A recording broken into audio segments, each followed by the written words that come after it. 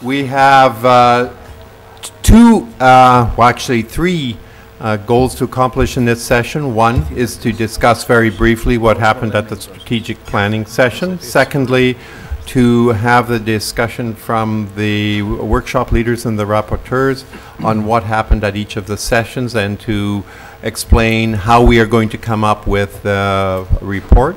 Then I will make a few summary comments. I won't call them closing comments. They will be summary comments prior to the closing comments by the rector and the presentations to follow by the Secretary General and the rector, showing our appreciation for all the work that everyone has done today.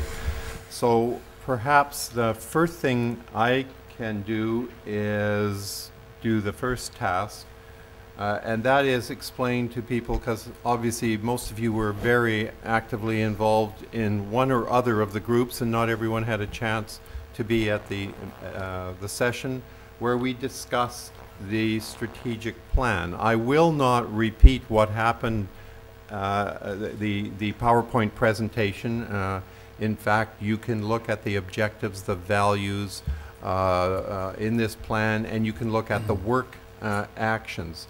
What was very useful in the discussions that came out of the strategic planning session is, first of all, a real interest on the part of some of our members to network with other regions and in taking their initiatives and moving them forward to a global environment. So that's certainly something we're going to take back and discuss how we can do that very and more effectively.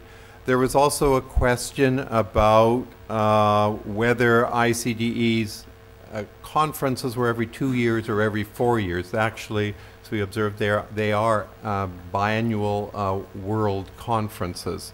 So that was made very clear. And I don't know, Carl, if you want to add any other observations, or Denise was there, Barney, you were there for part of the time, to add anything else to those observations. Well, I think you've done a very good summary about the work during that time. We had this presentation, we had the comments, and we had, especially from some of the a couple of the European organizations, strong input around the willingness to cooperate with us, which was very positive. So I think you covered it all. You found in the conference bag something looking back. It was looking like this. It was saying highlights, what we've done recent months. You have another small item called looking ahead, and of course that is just a very brief telling about some of the activities which are more described in this matter of the strategy and activities which Frits Pannekoek just informed about. I think there was one other question now that you jogged my memory. Good. Was our focus going to be on K-12 learning, from K-12 or lifelong learning from birth to death? Well, yes, ultimately that's the interest, but we were focusing on adult learning for the most part in this particular cycle, but we did mention the interests of some members of the executive, looking at Fred Leto, who is suggesting at some point that we should try to broaden this. And that's true, but we have a secretariat of a finite number, and we also know what the general interests of the membership are at this particular point. So again, that doesn't preclude doing it in the future, but it certainly is the focus at the present. The other invitation we made to the people in the room at the strategic session, and I would make it to everyone here, but please not to my email address, do it to Carl's. Any additional observations you want to make, or anything when you look at that plan you want further amplification on, or there's some items you could say we could add value to that because we're engaged in some project, please let Carl know, because that will avoid duplication. It will also help us build networks and connections amongst members. So I think that's very important that these meetings are all too brief, we know, and we would very, very much appreciate the inputs directly to Carl's email address, and do fill up his email box. So Yes, please. Go ahead. Yes, and you heard Carl's plea for your input. Yeah. Most welcome. And it is truly most welcome. This is the first effort on the part of ICDE to be inclusive of all its members. The process of this document started when we actually contacted a large number of people to do an international environmental scan on which this was based. So how could we advance where we thought the issues were?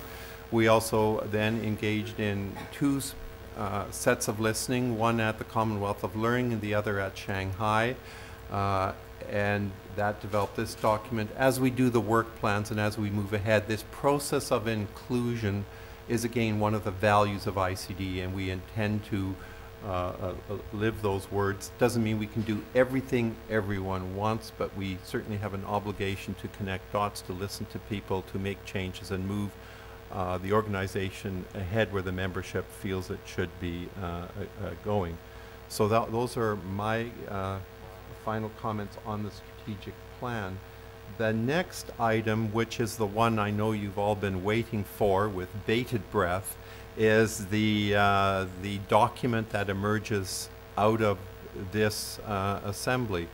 I've been assured by the people who are diligently the rapporteurs and the workshop leaders that we are moving to a conclusion. It will take longer than the 40 minutes that they were allowed today, so it will likely take possibly another week and a half to 2 weeks. When I said 1 week, there was notices of alarm. When I said 2 weeks, there was a sigh. So I suspect a week and a half is probably appropriate. So what we would do at this point, so we can all understand what happened at each of the workshops, I would invite the workshop leaders and or the rapporteurs, depending on the culture of each session, to explain what went on. So who is prepared to go first? I mean, we can go from right to left, or from left to right, depending which government you belong to.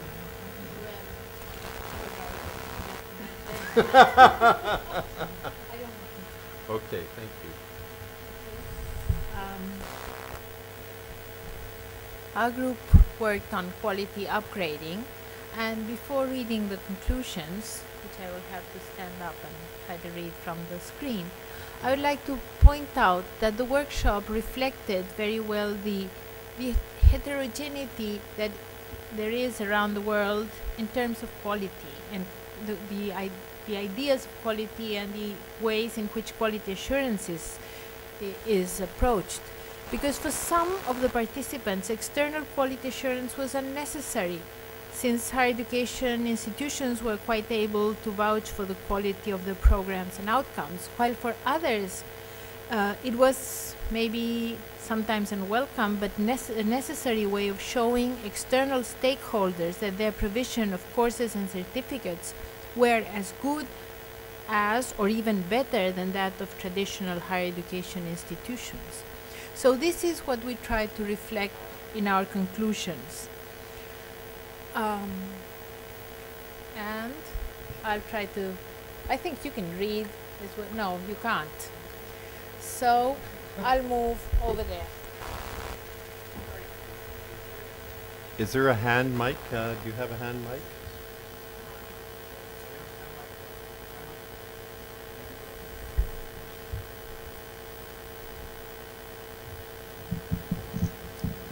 Okay, so the first conclusion is that the workshop reflected the great heterogeneity in terms of quality management and quality assurance around the world. Then we went on to say that the external accreditation and evaluation processes should depend on assessment models that take into consideration the unique characteristics of open and distance institutions. Likewise, these institutions should explicitly work out their own internal quality systems to be implemented in a holistic manner and that are transparent for students, staff, funding bodies, and other external parties. We felt this was very important as a conclusion because quality assurance should take into account both the common aspects of higher education and the specific issues that have to do with open and distance learning institutions. Our recommendations were that ICDE is to collect good practices on internal quality systems from the regional networks and individual members. These are to help define a common ground for quality measures that allow members to learn from other institutions. This would result in guidelines for quality measures rather than global standards for open and distance learning, and that these guidelines should take into account the following: expected and assessed learning outcomes. There was, while we did not define quality, we spoke always of quality as having to do with the definition of expected learning outcomes, but also the assessment of actually achieved learning outcomes. Then, the well-designed learning materials, learner support, and that includes tutoring and examination processes. And finally, the context in which a student lives, including the value for employment and his or her social environment, work, study, career, or family, which means that in defining guidelines for quality or standards, this context has to be taken into account, and we cannot expect one size to fit all institutions and countries.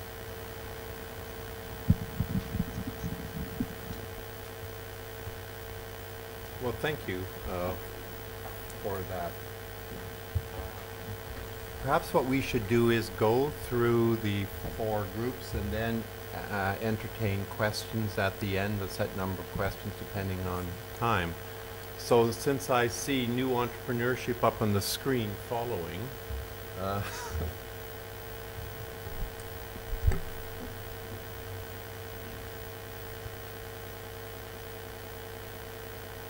well, thank you to all the members of the workshop for their contributions, especially to Susan, the rapporteur.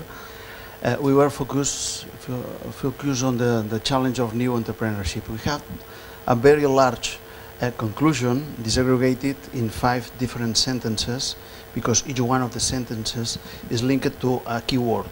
The 5 keywords are network, innovation, alumni, environment, and I will find it here. I will find it later, okay.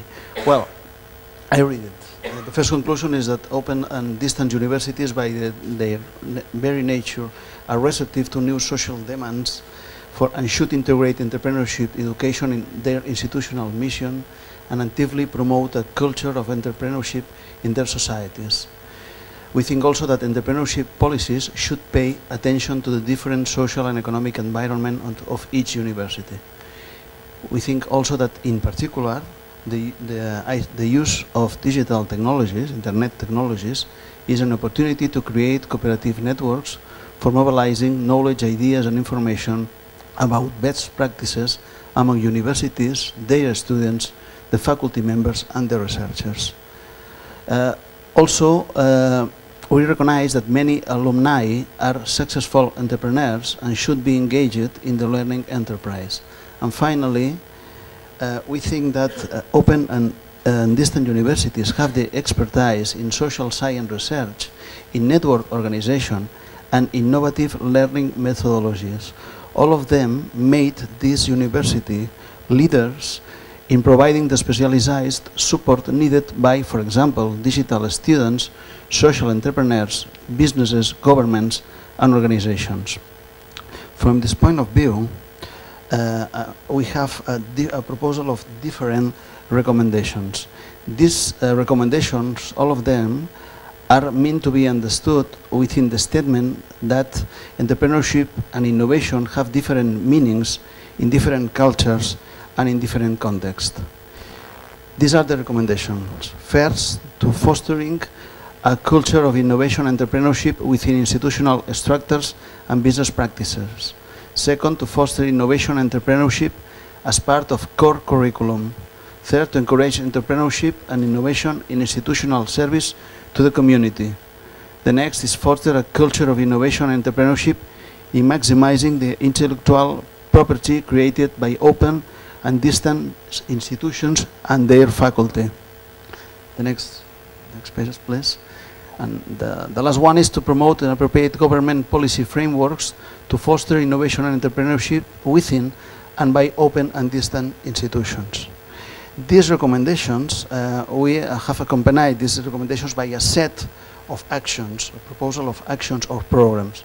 These are nurturing international and or regional virtual college of innovation, encouraging industry, the collaboration between industry and institutions, encouraging the alumni to share experiences in innovation and entrepreneurship, disseminating the best practices in the maximizing the social and financial returns on university and faculty intellectual property, sharing lessons and best practices that facilitate innovation and entrepreneurship, providing opportunities for internships, and finally, enabling faculty mobility. Thank you. Thank you. And could we do employability and lifelong learning? Yes. Thank you very much. I just want to say a few words about the workshop before I invite the rapporteur up, because that's what his job was. But we all participated quite intensely in the discussions. We had very good interactive sessions, both yesterday and today. And everyone contributed to the formulation this morning of the conclusions and the recommendations. So I would like to thank the group for so doing. And I'll invite Dr. Pitanya, who is our rapporteur, to tell you what we came up with. Thank you. Very much. That group seems to have come with a counterculture. We started off with a set of conclusions and 5 recommendations. The conclusions are that there is a need for closer integration of lifelong learning at universities in the form of refresher degrees, providing refresher programs for professionals, teachers, etc. 2, for distance education to be relevant, it has to speak to the reality of diversity of the students or learners who take our programs. 3, that investment in employability was necessary to address the need for national and global responsibility to determine the skills and abilities that are needed for the future. 4, distance education institutions must promote flexibility, embrace diversity, and invest in the employability of students, harness the expertise to respond to the needs of society, develop technologies for lifelong learning, and acquire skills to advance economic growth and sustainable development. 5, that distance education needs to find creative, proactive ways of integrating support for distance education learners, develop competencies for employability, promote guided or facilitated self-learning, enable learners to adapt to changing circumstances in a constantly evolving environment. The recommendations: 1, that ICDE should create a view of seamless progression from school to lifelong learning in order to avoid leakages in the pipeline and ensure progression. 2, that universities need to find ways of supporting lifelong learners, that is, to find ways to provide the training that will help them to adapt their knowledge and skills to their jobs. This requires a liaison or collaboration between universities and the respective employers, so that universities will be aware of the nature of the training and the abilities required for those who are in employment. Next. 3, Nope.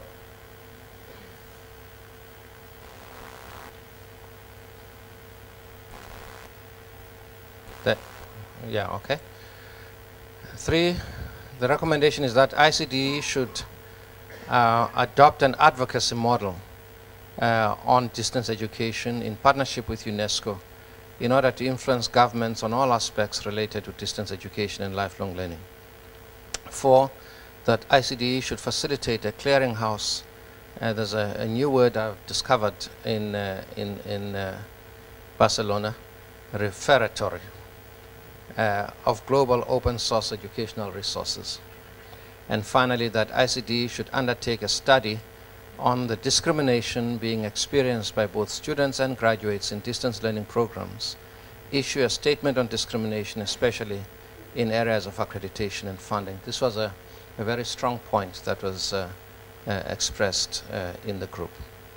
We do understand, Chair, that following this, the recommendations, the final statement will integrate the statements into a sharper form than they are at the moment. Thank you.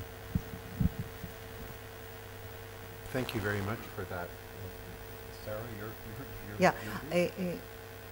I have to say that we had a most heterogeneous and interesting group of people coming from different type higher education institutions. And at the end, I was even surprised that we succeeded to reach 6 conclusions and 5 recommendations that were accepted by all. I would say maybe that one of the overbridging conclusions, that most of the conclusions and recommendations are linked to it, that it is so important to mainstream what is called the open and distance learning institutions. We suggest also a different name that was raised by Professor Fred Mulder, into higher education systems at large, because all parties will benefit from doing it, not putting walls and split different kind of, that campus and distance education institutions, the distinctions is very blurred right now, and there are other distinctions that are arising. And I give the floor to Professor Nick Allen from the University of Maryland University College, who was a rapporteur in our group and did a great job, and you are going to summarize it. Okay, well, you'll certainly find some similarities between our group and the last one which spoke. As Sarah said, we had 6 conclusions, if I can find them there. Next. Not up. Ah, there we are. There you are. So the first one was probably quite easy to reach consensus on, and that is the current national and global education needs far exceeding the capacity of the traditional education institutions to meet that challenge. Also, we concluded a recognition that the world of education is changing rapidly, and that the boundaries of distance education and open and distance learning are changing as well. And so our institutional missions need to respond to these changes. Third, that a lifelong open and flexible learning, which we abbreviated to LOF learning, is a very powerful approach that is able to meet the diversity of unmet needs in societies at a time of financial crisis. And fourth, it was the recognition that student audiences are now highly diverse in age, educational goals, previous levels of preparation, technology sophistication, points of entry into the educational pipeline, and that because of that, we need flexibility and innovation, and that should be the goal not only of our own institutions, but more so of some of the traditional ones as well. Fifth, we concluded that learning can take place anywhere, as we all know, but the emphasis now should be that students need access to learning, not necessarily a place, a particular place in geography, and that all institutions must move more quickly in this direction. And lastly, we concluded that educational institutions must focus more on outcomes and less on inputs and processes in educational systems than they have done in the past. What is the impact of whatever it is you do or the new technology you're using? We came up with 5 recommendations, of which I think the first was the one which we more easily came to a conclusion, and that is, and similar to one in the previous group, is that lifelong open and flexible learning institutions must use the current economic crisis as an opportunity to convince governments and educational policymakers of the need to mainstream the LOF model as part of the solution to national and global education needs. We are quite concerned that discussions are going on in different countries because of the financial crisis, but we're not even at the table. And therefore, ICDE and its members need to speak with stronger voice to get us at the table and make people understand that we are part of the solution. We can help. Second, there was a recommendation that we adopt policies and procedures that will provide higher rates of retention and graduation rates rather than just access alone. It is not access if a third of your students or half of your students drop out after the first course or the first term. And we need to attend to the retention issue as well. Third, we need to integrate quality assurance mechanisms into the LOF learning providers within national and international frameworks. And that means look at quality assurance in terms of your accreditation systems so that they account for the needs of our open and distance learning institutions. Fourth, we need to provide stronger leadership in the innovation of teaching and learning using ICT. No surprise there. And fifth, we need to take a look at our specific role in OER developments worldwide, accounting for national and cultural priorities. There was a concern that we have a lot of wonderful OER resources, but they are of little help to reducing costs and expanding access if faculty don't use them, don't know about them, and can't seem to find them. So we need to look at our role in promoting these resources and also sustaining them in the time of economic crisis. Well, thank you very much for that. In fact, I think we all owe our presenters a round of applause for the work that they've done.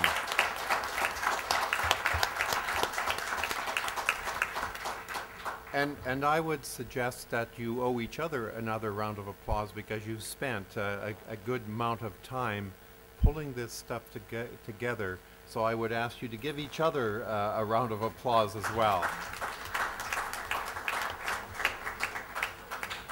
Now I think we have some time, and maybe the best way to do this is if there are some questions, we'll take the questions, note the questions, and then ask members who were presenters or workshop leaders to attempt to respond to any of them, or perhaps in some cases people just want to make a brief comment. So if there's any questions, just stand up and the mic will be handed to you. We will record the questions. We'll take about 5 or 6 of them. Then we'll try to respond to them as a panel. That would probably be the best way of managing our time.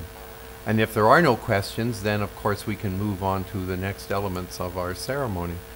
Not that I want to discourage them, but I see no hands up. Okay, I'm not going to hold an auction on questions. They're going once, going twice, gone.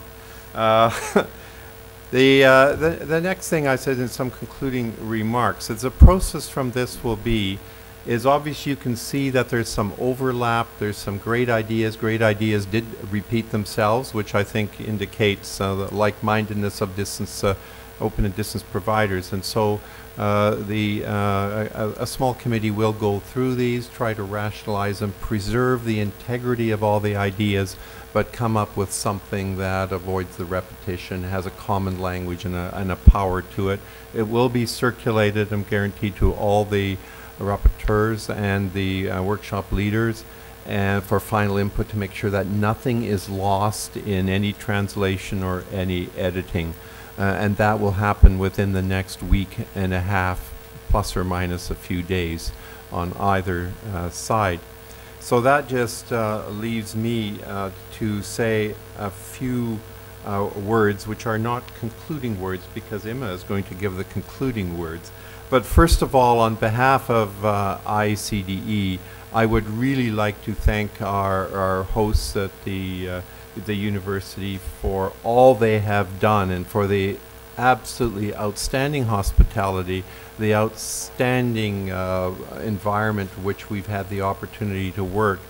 And thank you, Emma, for using your incredible contacts with your funders for the wonderful dinners and venues that they've managed to provide. We know she gets along well with her funders if they provide those kind of supports. So thank you very, very much on behalf of all of us. I've also had the opportunity to meet some very interesting members of the organization, but also in the last few days some of our newer members. And some of our newer members are those who have been practicing open and distance education for decades and decades and decades. And I'm thinking in particular of Beijing Open University. We met with them yesterday. They will be celebrating their 50th anniversary in this coming April, and we hope that in some way or other we can provide some opportunities for ICD members to learn at that particular opening, whether we were talking yesterday of a workshop, for example, on how the Chinese education system, particularly the open university system, works and operates, and would lead to a greater understanding by all of us in our effort to internationalize. So thank the university, the Open University of Beijing, for bringing that to our attention. Thank you very much. What I will do now is turn this over to Emma to have the last word. So it will be very easy. You say last word. Words. But I need two. I need two. Oh, May I? Yeah?